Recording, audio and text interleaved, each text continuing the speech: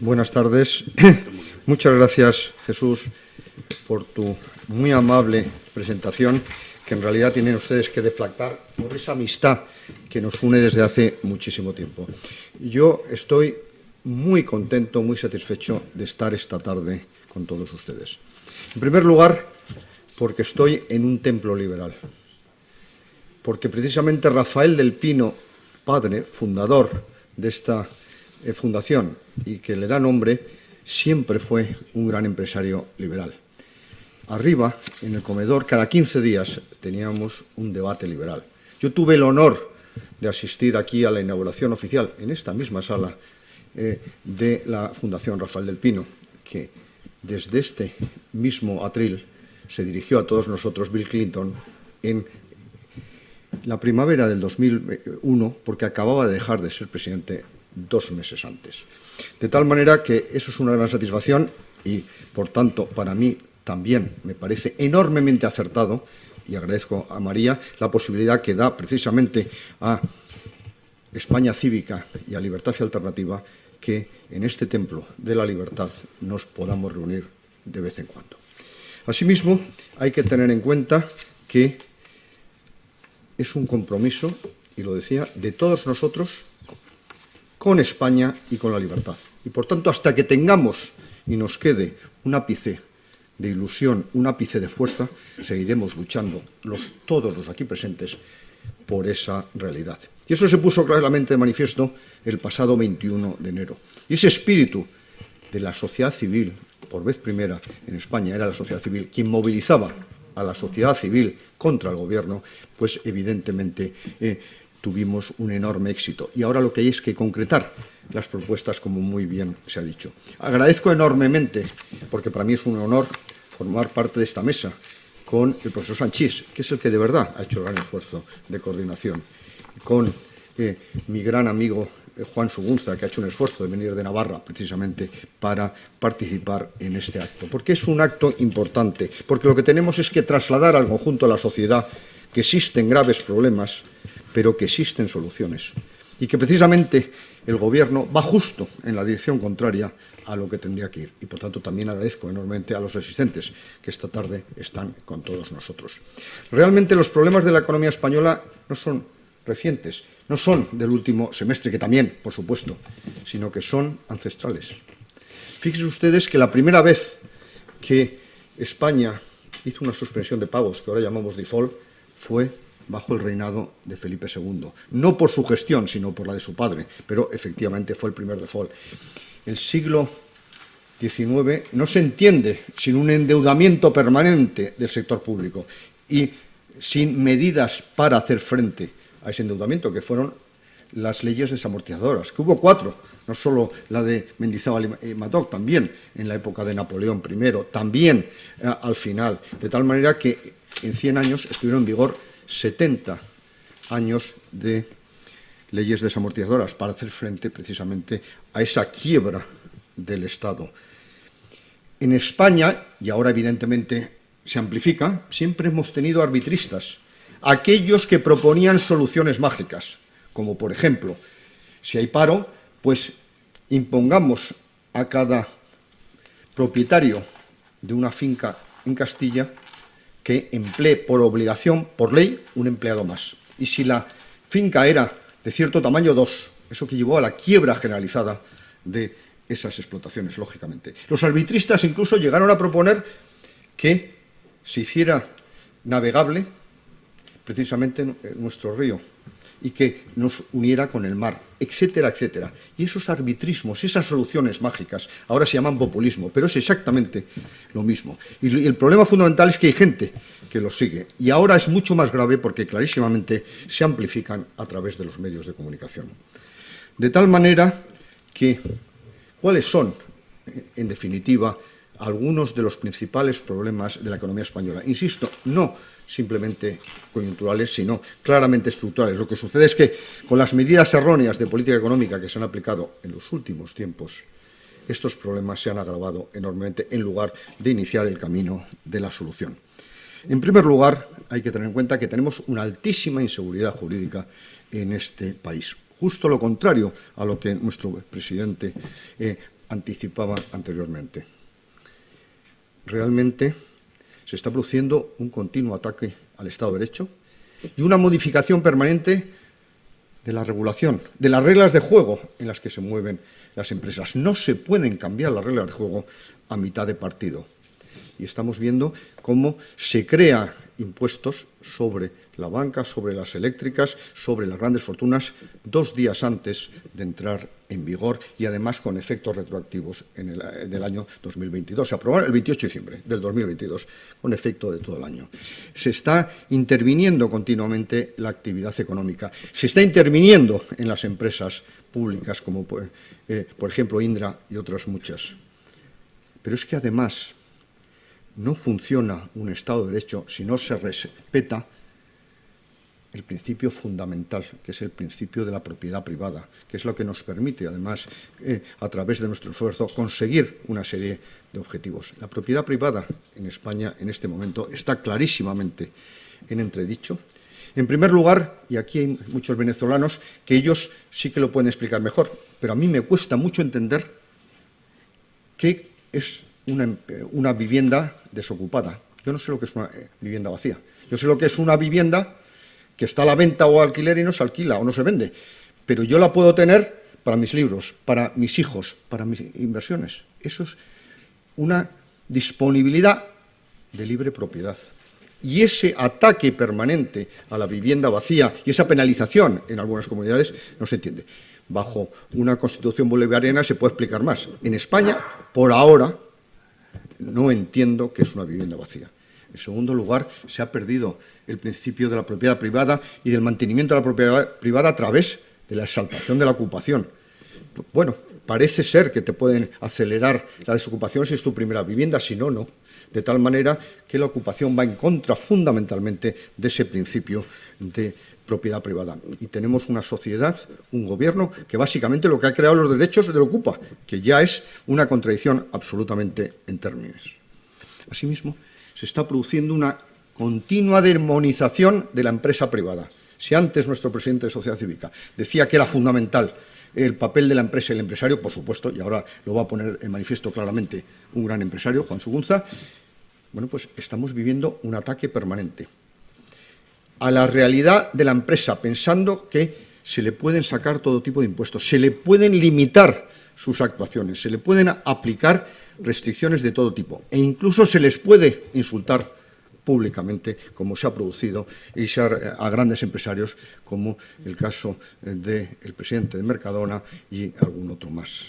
De tal manera que estamos precisamente ante un gobierno, y eso es lo auténticamente peligroso, y un conjunto en ese gobierno social comunista que no cree para nada en la empresa privada. Y, por tanto, si tú no crees que la empresa privada es el factor fundamental de creación de riqueza, de producción de bienes y servicios, de generación de empleo, de pago de impuestos, si no crees en ese principio, que no creen, estás distorsionando enormemente todo el sistema económico.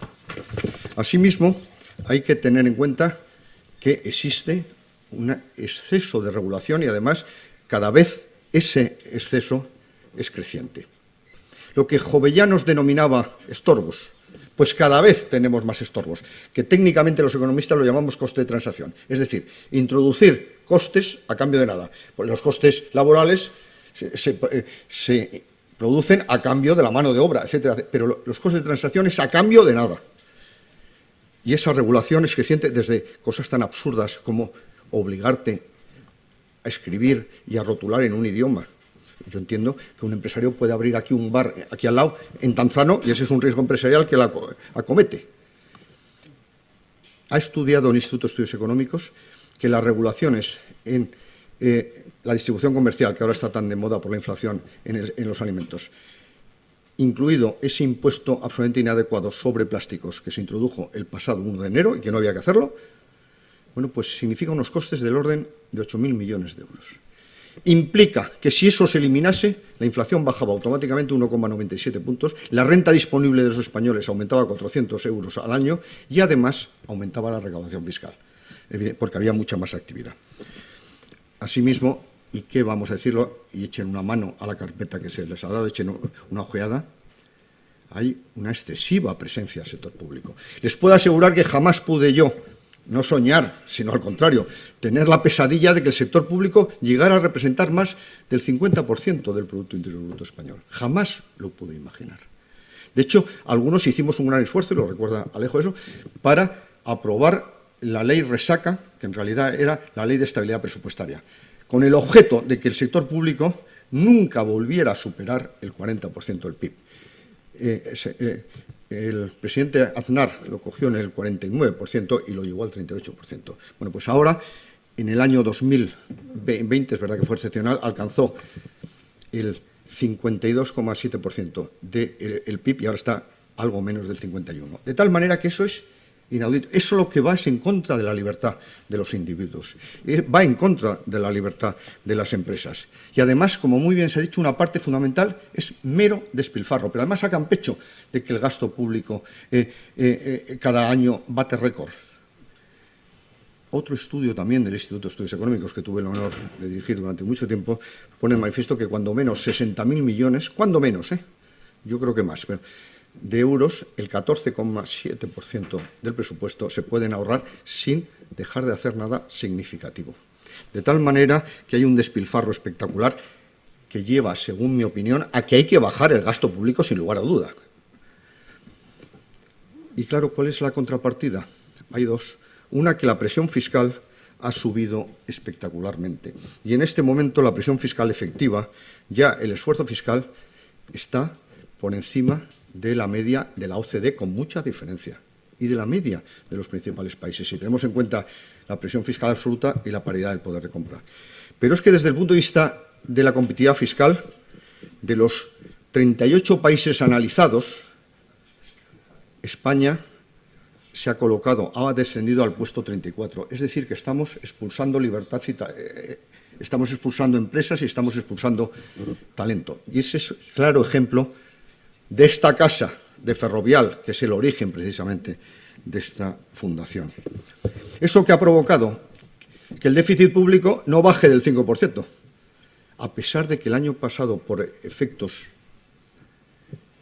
de la inflación, yo me atrevo a decir que incluso ilegales, por lo menos amorales, de no deflactar las tarifas a la inflación, la recaudación aumentó 30.000 millones. Y a pesar de eso, el déficit público no baja del 5%. Y ahora, ante mi sorpresa o estupor, la Comisión Europea dice que va a restablecer las reglas fiscales en el año 2026. En el año 2026, todos muertos, si seguimos así. Con una deuda pública que supera el 1,5 billones. Y es verdad que ahí hay discusiones.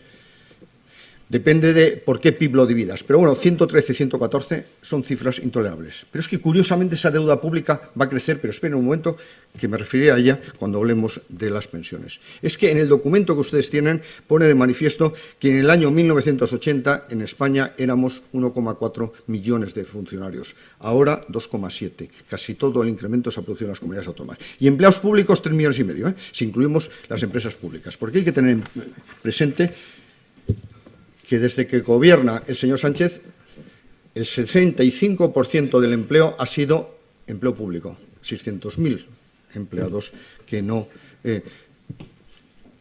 generan un empleo eficaz, estable, etcétera, y que tenemos que pagar entre todos. Asimismo, efectivamente, tenemos una clara inviabilidad energética. Lo ponía de manifiesto y nos lo preguntaba nuestro moderador, al que le agradezco mucho las preguntas que ha hecho. Evidentemente, somos un país enormemente vulnerable. Solo conseguimos autoabastecernos en un 20 y tantos por ciento, un 22, 23%. ¿Por qué? Porque básicamente el 60% de nuestro abastecimiento de energías primarias son hidrocarburos. Antes pesaba muchísimo el petróleo, ahora algo menos, porque ha sido sustituido por el gas natural. Ambas materias primas de procedencia exterior. Y eso, evidentemente, nos hace muy vulnerables desde el punto de vista económico, porque las subidas de precios que hemos vivido hasta hace poco, afortunadamente, ha caído porque la economía se está desacelerando o en recesión, y la demanda, por tanto, pero eso significa un déficit de la balanza comercial creciente. Las exportaciones básicamente se dedican a pagar las importaciones energéticas y, por otro lado, hay que tener en cuenta que tenemos una enorme vulnerabilidad estratégica. De tal manera que, ¿qué es lo que hay que hacer a mi juicio? Y aquí sí que me voy a mojar un poco, el resto se lo dejo al profesor Sanchis. En primer lugar, interconectar España y que deje de ser una isla con el resto de Europa. Más interconexión eléctrica, interconexión de gas, no solo con África, sino con el resto de Europa. Una cosa bastante sorprendente, que nos permitan explotar nuestros recursos de gas. Nosotros tenemos gas natural suficiente para abastecer probablemente 40 años la demanda. ¿Cómo? Mediante fracking. ¿En dónde? En un lugar tan poblado como el páramo de Masas. Si alguno de ustedes lo ha visto, lo ha pasado o ha circulado por ello entre Burgos y Cantabria, por ejemplo. Pero es que está prohibido en España explorar, no ya explotar. Asimismo, hay que alargar la vida útil de todas las centrales nucleares españolas. Porque las centrales nucleares españolas, y que le voy a contar a Alejo o Inma, evidentemente se construyeron, son Westinghouse y General Electric, casi todas, menos 2 KBUs, con gemelas. Se construían de 2 en 2 por una razón técnica muy sencilla, lo entienden perfectamente los ingenieros, sobre todo arquitectos, para utilizar la curva de aprendizaje. De tal manera que las gemelas de las centrales españolas están casi todas en Estados Unidos y se les ha prolongado la vida útil entre 20 y 40 años más, es decir, hasta 60 y 80 años. Como el 75% del coste del kilovatio hora de origen nuclear se debe a la amortización de la inversión, no al combustible ni a la operación, que apenas tiene peso, si nosotros alargamos la vida útil de esas centrales, vamos a producir energía prácticamente gratuita. No se pueden destruir presas, como ha previsto este gobierno, 1000 megavatios de energía hidráulica, etcétera, etcétera. Es que, perdonen, he dedicado una parte muy importante de mi vida y no me he podido callar el asunto de las posibles soluciones. Y, por supuesto, para optimizar las energías renovables que necesitamos, abaratar y agilizar la producción de hidrógeno, que no es una materia prima, es una forma de almacenar el viento, etcétera, etcétera. Asimismo, efectivamente, somos un país con bastantes desequilibrios. Decimos, hombre, es que resulta que ahora tenemos una inflación algo menor. Hombre, sí, hay un efecto escalón, etcétera, y ahora probablemente en marzo ya les anticipo yo que el IPC bajará. Pero aquí el asunto fundamental es que la inflación subyacente está en el 7,6, pero sobre todo el componente estructural que hemos calculado en 4 puntos más o menos, que no se soluciona subiendo los tipos de interés, que hay que parar ya la subida de los tipos, porque ya hemos desacelerado la economía, el consumo y la inversión. Parece ser que los costes energéticos también se están moderando, pero 4 puntos aproximadamente, que es inflación estructural, vinculadas a todos los costes y restricciones medioambientales. Y de eso no se habla. Para que se hagan ustedes una idea, la tonelada de CO2 en el año 2021 costaba $25, ahora ha superado los 90, que es una forma de recaudar, simple y llanamente. Asimismo, hay que tener en cuenta que tenemos un mercado de trabajo enormemente rígido, y que fue prácticamente la única reforma importante que hizo el Partido Popular en su último mandato, el hacerlo más flexible. Es lo que llamamos los economistas la ley de Okun, es decir, entre la relación entre el crecimiento económico y la generación de empleo. Hasta ese momento, hasta el año 2012, se necesitaba crecer un 2,3% aproximadamente el PIB para generar un empleo neto. Se bajó al 0,1%. Y ahora todas estas medidas que se han tomado de eliminar los contratos temporales, los contratos de obra y sustituirlos por ese fijo discontinuo que ahora lo quieren hacer indefinido, etcétera, lo único que ha introducido es rigidez. Rigidez que va en contra del empleo y a favor de la economía sumergida, como muy bien decía nuestro moderador. Y además, hemos subido el salario mínimo interprofesional, que yo creo que además es antisocial. Claro que estoy a favor de la subida de salarios, pero vinculados a la productividad. El salario mínimo interprofesional, según la última obra que hizo nuestro llorado y querido Rafael Termes, fue precisamente sobre el salario mínimo interprofesional. Y él consideraba que era antisocial. ¿Por qué? Porque es una barrera de entrada a los menos cualificados, pero ahora, para que se hagan ustedes una idea, el salario mínimo interprofesional no es verdad que esté en 1.080 euros, porque son 14 pagas, son 1.260. Y a un empresario le cuesta 20.000 euros, porque también ha subido las cotizaciones sociales. Y eso significa economía sumergida o menos competitividad y cierre de empresas, sobre todo en la hostelería, en la agricultura. Por eso me sorprendió mucho cuando el ministro de Agricultura, una semana después, menos, de aprobar el salario mínimo en el Consejo de Ministros, decía que los inputs, los costes de la agricultura ya no iban a subir. Sorprendente.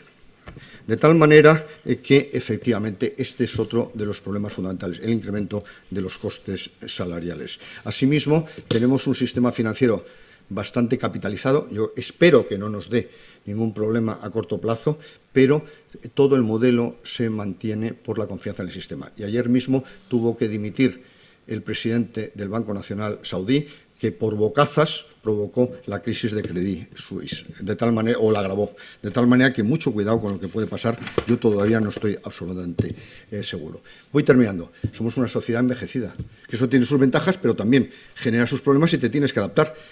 El 19,6% de nuestra población, 9,5 millones de personas, ya tienen más de 65 años, o ya tenemos más de 65 años. ¿Y eso qué significa? En general, una reducción de la productividad. Y eso lo que significa, básicamente, es un problema de sostenibilidad del Sistema Nacional de Pensiones. Y en este sentido, decir que la reforma lo que hace es agravar el problema. Lo dijimos desde Libertad Alternativa, lo dijimos en algunos medios de comunicación, que no es posible, primero, subir el 8,5% de las pensiones solo por razones electoralistas, es public choice de libros, Buchanan, es tratar de captar votos, gobernar no pensando en el bien común, sino en el de tus posibles o potenciales electores. Pero es que además la reforma que ahora se ha establecido, que es incrementar el gasto en pensiones y basarlo todo en aumento de la recaudación a través de subida de cotizaciones, por tanto, menos trabajo, más economía sumergida y un impuesto adicional para los que ganamos más de 54.000 euros al año, pues evidentemente eso no se sostiene. Lo dijimos en su momento, pero miren ustedes por dónde, ¿quién lo ha dicho? La IDEF, que precisamente presidía el ministro de la Reforma y que precisamente está presidido actualmente por su directora general, antigua directora general. Ha dicho, es insostenible el modelo. Y si seguimos con esto, el déficit público aumentará por lo menos 1,5 puntos, y si además se sigue manteniendo en el año 2070, cuando menos la deuda pública alcanzará el 189% del PIB. Lo ha dicho la IDF, no lo digo yo solo. Además, hay que tener en cuenta que existe una falta absoluta, más bien intento de que no se produzca de colaboración público-privada, que es absolutamente imprescindible en la sanidad, que es fundamental, y que le voy a decir a Inma, en la educación. Pero es que fíjense ustedes que en la tierra de este señor y mío se llegó a decir que se acababa con el concierto del Hospital de Alcira, no por razones económicas, que no se justificaba, no por razones sanitarias, sino por razones políticas. Esa era la razón.